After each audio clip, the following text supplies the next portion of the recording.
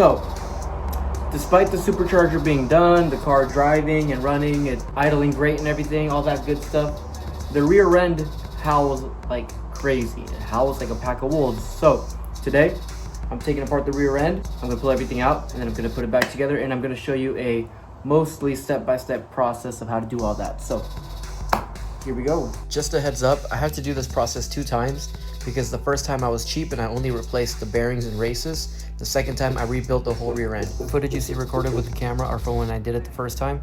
Footage you see with the GoPro is from when I had to rebuild it the second time just a few days later. Don't be like me, don't skip steps from the beginning and you'll save yourself a lot of time. Okay, carry on. First step, jack up the car. Second step, take off the wheels. Third step, sway bar. Fourth step, hand hard bar.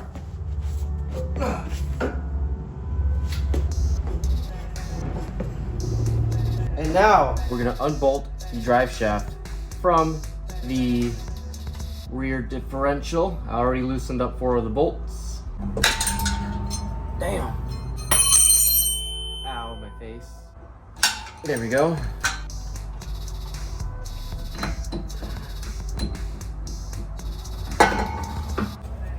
There we go. Okay, now that that's out of the way, we can work on this guy, the pumpkin. This part is rather easy. Grab your freaking ratchet, make sure you loosen it. Remove those bolts. Make sure your e-brake is off, and then you can just remove everything, just like that. You don't gotta remove the pads or anything. And then grab your extremely hot rotor, oh my gosh. And I'm gonna go do the same thing on the other side. Back to the differential. There you go.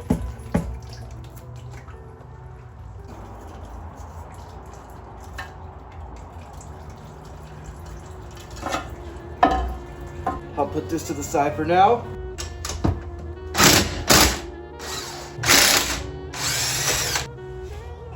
Actually, I'm gonna put this one right over here. And now the other side.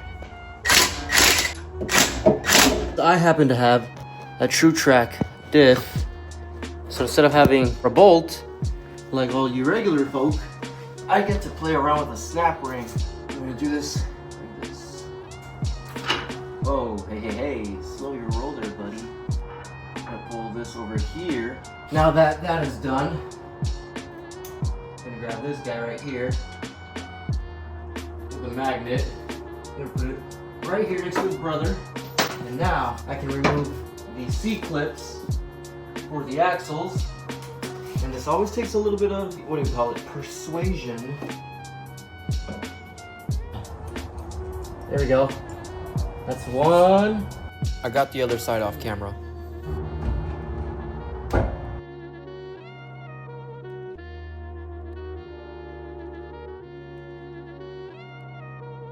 You can't really see because the exhaust is in the way. I'm gonna take the pinion nut out now with the impact and a 27mm impact socket.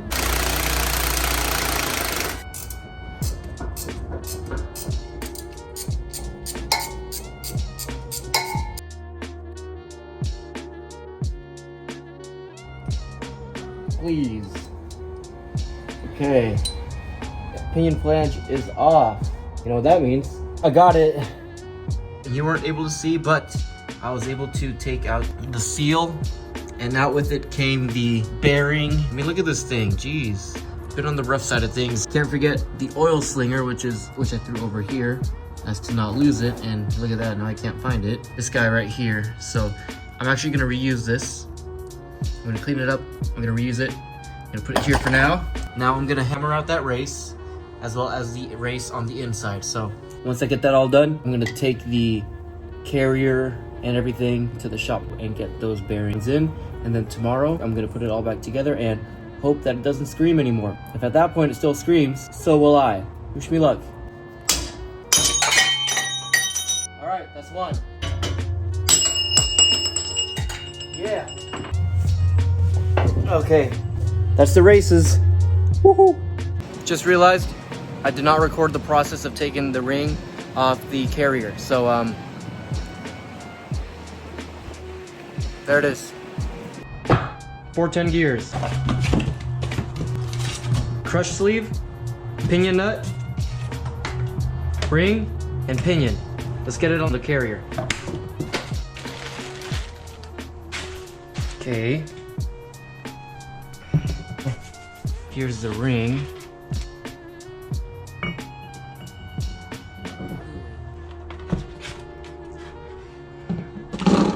I'm just gonna thread one bolt in there for now. Or not, maybe. Oh, maybe. Gotta do one more over here. Okay, and now we will tighten them little by little. Never mind, it ended up sliding right on. I'm gonna put some Loctite on all of these bolts.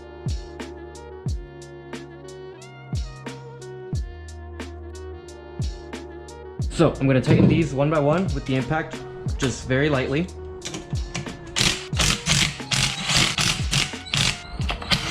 And these were the two that we did not put thread lock on, so we're gonna do that on these two. Okay.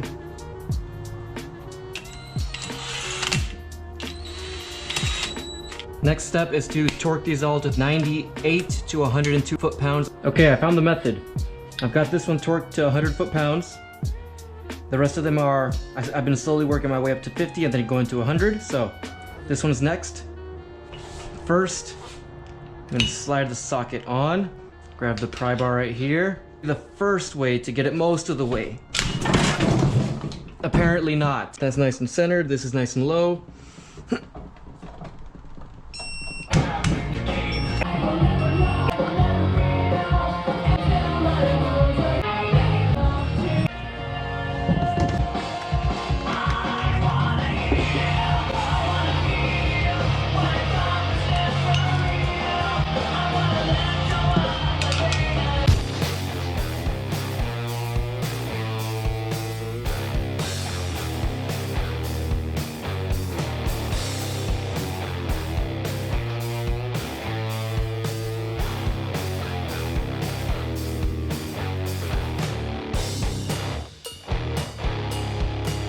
Now the fun part is putting the inner pinion race in and then doing the outer pinion race. And so I'm not going to record that, but it's easy. You use one of these guys, you place it in, and then you hammer on it until it's seated. So yeah, I'm just going to go ahead and do that. Using a hammer and a race driver, install the new inner and outer pinion bearing races. Take your new outer pinion bearing and coat it thoroughly with fresh gear oil. Then slide it into place, followed by the oil slinger, and finally tap the new pinion seal into place. Now that the races are in the rear end, we finally get to put this sucker in, but first we gotta put a new crush sleeve on it. So let's go ahead and do that. Moink. Bearing is lubricated, it spins freely, and the shim is in between the pinion and the actual bearing, and crush sleeve is on, so now it goes in.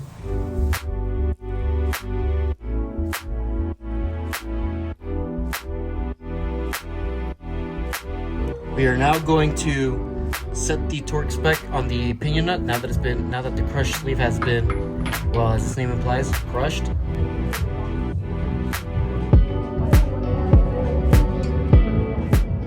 Next up, bearings are already pressed onto the carrier and the ring and whatever. So we already lubricated this with brand new fresh oil, and now we've spun it a couple times to make sure it's nice and smooth.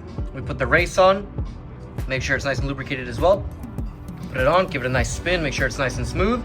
Now we're gonna grab this as well as the two shims that go on each side, or the shim that goes on each side, and we're gonna put it back into the housing.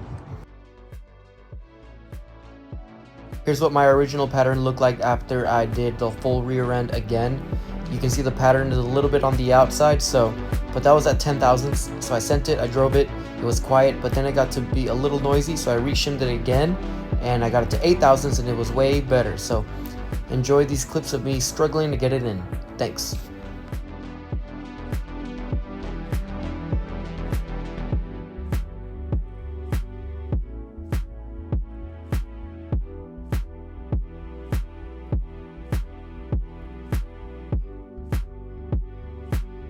Spacer is in.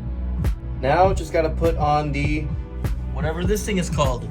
I honestly don't know what it's called, but it's going in next.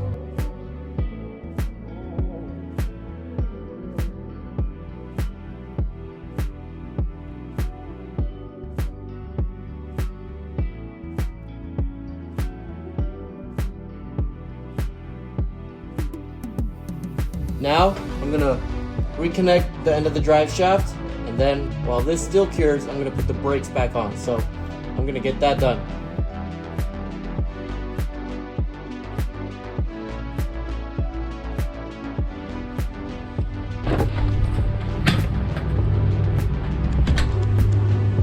Car is warmed up and ready to go. Needs a wash for sure though.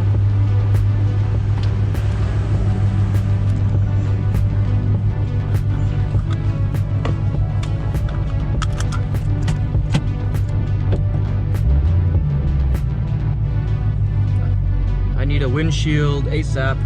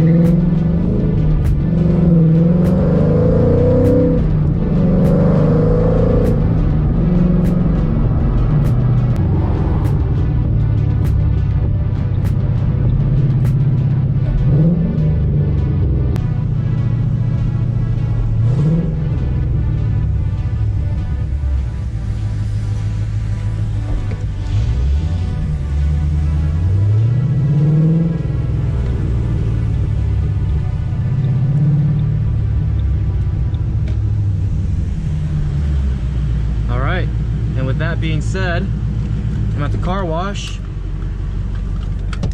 gonna wash the car, and as I'm washing it, the video is gonna fade away because it was successful. So we'll see you guys in the next time. Thanks for watching. Like and subscribe.